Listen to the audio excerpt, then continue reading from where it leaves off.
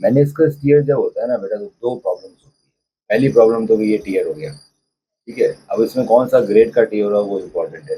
पर टियर होने की वजह से हमारी मसल्स भी वीक पड़ जाती है, चाहे लिगामेंट टियर हो या मेनिस्कस टियर हो। तो जब आपको चलने के लिए तो पूरा पैर चाहिए ना, मेनिस्कस और लिगामेंट चाहिए नहीं। तो जब तक मैं मसल्स और इन दोनों को ठीक नहीं करूँ तब तक आप ठीक हो ही नहीं सकते। बहुत सारे ट्रीटमेंट के अंदर दोनों को एक साथ ठीक किया नहीं जा सकता। सपोज किसी ने सर्जरी कर दी मेनिस्कस के लिगामेंट की, तो आप रेस्ट पे चले गए, तो मसल्स जो वीक थी और वीक हो गई। तो पहले ये ठीक हुआ, फिर ये ठीक हुआ। फॉर्चुनेटली हमारा ग्रेड टू टियर है।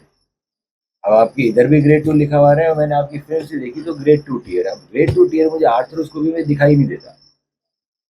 दिखाई नहीं देता का क्या मतलब है? ये ग्रेडिंग है, 0 1 2 3। ये ऊपर सुपीरियर सरफेस, ये इंफीरियर सरफेस। अगर इंट्रा सब्सटेंस वाइट वाइट आएगा तो ग्रेड 1 है, इंट्रा सब्सटेंस लाइन आ जाएगी तो ग्रेड 2 है। ये लाइन ऊपर या नीचे नहीं जाएगी, ऊपर या नीचे जाएगी तो ये ग्रेड 3 हो जाएगा। ग्रेड 3 ही मुझे दिखाई देगा। ऊपर नीचे मतलब जब ग्रेड 3 होगा तभी मैं देख सकता हूँ ये फटा हुआ है, मैं देख सकता हूँ, तभी मैं उसको सिल सकता हूँ। तो आइडियली आपको एमआरआई के हिसाब से तो सर्जरी की बिल्कुल जरूरत नहीं है, क्योंकि इसके अंदर ग्रेड 2 ही टियर है, जो ऊपर या नीचे जा नहीं रहा। पर प्रॉब्लम ये है कि इसमें हमारे में एक और चीज़ लिखी होती है नीचे, काइंडली कोरिलेट क्लिनिकली, कि ये 100% नहीं है, ये 90% है। कि अगर 90% लोगों के अंदर 100% लोगों में ग्रेड 2 टियर हमारे में लिखा हुआ है, तो 90% में ग्रेड 2 है और 10% में ग्रेड 3 है। वो क्यों है? वो इसलिए कि सपोज ये आपका फटा हुआ है, मैंने इसका फटा हुआ नहीं दिख रहा ना हमें, क्योंकि ये पास पास में। एमआरआई में तो ऐसे ही होगा, फिल्म ले ली, जब पाँव सीधा है। हम सर्जरी में क्या करते हैं, खींच भी लेते हैं उसको, तो हमें फटा हुआ दिख जाता है। तो इसीलिए वो 10% वो लोग हैं जिनमें है तो ग्रेड 3 और छोटा ही ग्रेड 3 है। जैसे ही उसमें स्ट्रेस देते हैं वो दिखने लग जाता है। एमआरआई में तो स्ट्रेस पड़ता नहीं।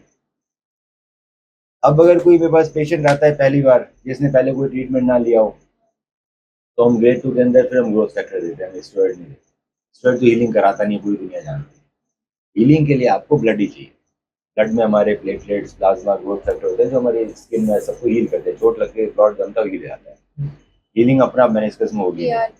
हाँ, तो वो जो डॉक्टर से बात किया था तो ही सेड अभी PRP is not suffice in your case, वो ड्यूरोलिन बोल रहे हैं, which is a hyaluronic acid injection, आप ड्यूरोलिन एंड ट्राइकॉल। आप उसमें देखो ना, उसमें क्या लिखा हुआ है, व्हाट इज, जो आप एलोपैथी है, allopathy is modern science, right. Modern science में जो दवाइयाँ आती है उसके पीछे लिखा होता है किस चीज़ के लिए दवाई। तो ऐसे है, उसके पीछे पढ़ो कभी, तो किस चीज़ के लिए, उसमें मेनिस्कस का एम भी नहीं मिलेगा अब आपको। वो तो वो it's just for just cushioning, for cushioning, तो राइट, इसीलिए नॉट फॉर हीलिंग। अभी इंजेक्शन लगाने का ही कहा था। देन आई थॉट कि मुझे वो आपकी मम्मी को और पापा को लगाना चाहिए जब उन्हें घुटने दर्द करने लगे, तो किसने, not for you, for old age people, इसको कुछ आई नहीं। ट्रस्ट द डॉक्टर वैसे, बिकॉज इन्होंने मम्मी का नी रिप्लेसमेंट किया था। It's been 6 years, she is doing fine.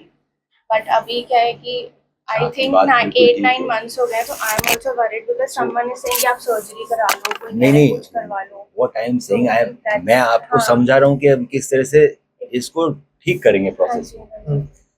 जो कोई पहली बार आता तो मैं उसको बोलता ठीक है, we go for PRP shots. अब मैं पीआरपी नहीं लगा रहा आजकल, we are doing growth factors. PRP बहुत पेन करता है, तो पीआरपी का थोड़ा बेटर रिफाइंड फॉर्म है ग्रोथ फैक्टर। तो 3 बार लगता है, first day, 7th day, 14th day. तो वो क्या करता है, हमारे घुटने में हीलिंग प्रोसेस चालू कराया है। एक काम हो गया कि ये ठीक होने लग गया, ये मसल्स वीक है। तो जब तक मैं इसका रिहैब नहीं कराऊंगा पीआरपी फेल हो जाएगा। तो द मोमेंट कोई डॉक्टर आपको पीआरपी या कोई भी injection they and they don't have a sports rehab centre with them, जो आपको 4 महीने एक्सरसाइज करे मिनिमम, मिनिमम 3 to 4 months, आप ठीक हो ही नहीं सकते बेटा। तो एक्सरसाइजेज जैसे एथलीट करता है, धीरे धीरे हम प्रोग्रेस करते हैं, वैसे हम प्रोग्रेस करेंगे। फर्स्ट डे पहले, हर वीक हम धीरे धीरे एक्सरसाइज बढ़ाएंगे, तब जाके आप पूरा ठीक होगे। तो इसमें असर आने में हमें 1.5 से 2 महीना लगता है। हम ठीक हो जाते हैं 2 महीने में, पर उसके बाद भी एक्सरसाइज कंटिन्यू रहती है। हमें बहुत हायर लेवल पे ले जानी पड़ती है एक्सरसाइज, क्योंकि जो अब प्री इंजरी जो लेवल था मसल का, वही मुझे वापस टच करना है। तो इसलिए रिहैब सेंटर मेरा देखोगे तो जिम की तरह, जिमनेजियम, एथलीट्स आ रहे हैं, भागने दौड़ रहे हैं, एक्सरसाइज कर रहे हैं। स्ट्रेंथ एंड कंडीशनिंग कोच है, फिजियोथेरेपिस्ट, दोनों है, दोनों मिलकर एक्सरसाइज कर रहे हैं। तो वो जब सारा प्रोसेस होगा तब आप ठीक होंगे। अब आप बोल रहे हो कि आपको लॉकिंग हो रही है और आपने सब ट्रीटमेंट कर लिया। लॉकिंग इंजेक्शन से पहले हो रही थी, आफ्टर इंजेक्शन अब बहुत बेटर हो गया, बट अब वो 6 महीने से उसी स्टेज पे है। हाँ, I am still not able to use stairs, so जमीन पे अब तो बैठने का आपको दो सोच रहा ऑप्शन हूँ। में एक ऑप्शन चूज करना है। either we go for PRP and rehab or we do arthroscopy. We see कि meniscus tear है नहीं है, अगर होगा तो रिपेयर करेंगे, नहीं होगा तो उसमें PRP इंजेक्ट कर देंगे, will come out and then rehab. Arthroscopy के थ्रू ही PRP भी इंजेक्ट होगा या आप वो देखने के लिए आपके पास करेंगे? दो ऑप्शन है, या तो हम 3 PRP सेशन लें विदाउट आर्थ्रोस्कोपी और हम रिहैब करें, हम ठीक हो जाएं। देखिए, अगर मेरे पास कोई पहली बार आएगा जिसने कभी कोई ट्रीटमेंट नहीं लिया हो तो मैं यही ऑप्शन दूंगा, non operative.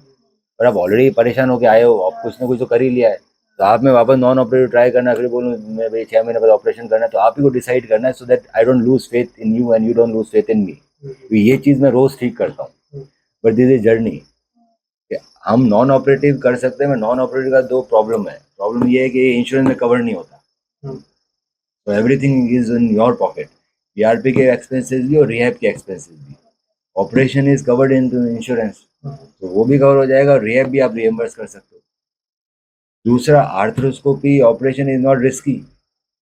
What I am doing, आपको कंफ्यूजन है कि टीयर 1 है, 2 है, 3 है, क्या है, हम स्कोप डालेंगे हमें दिख जाएगा क्या टीयर है। So it's kind of diagnostic arthroscopy. तो उसके बाद you will take a decision whether to operate or not. वो फटा हुआ दिखेगा तभी ऑपरेट करूंगा ना बेटा, नहीं, as in नहीं, उसी तो time फिर पे से- you will उसी टाइम operate. पे ही। You will operate हाँ अगर दिख गया तो। मैंने इसका टीयर होगा तो फटाक से स्टिच लग जाएगा, फाइबर स्टिच फटाक से।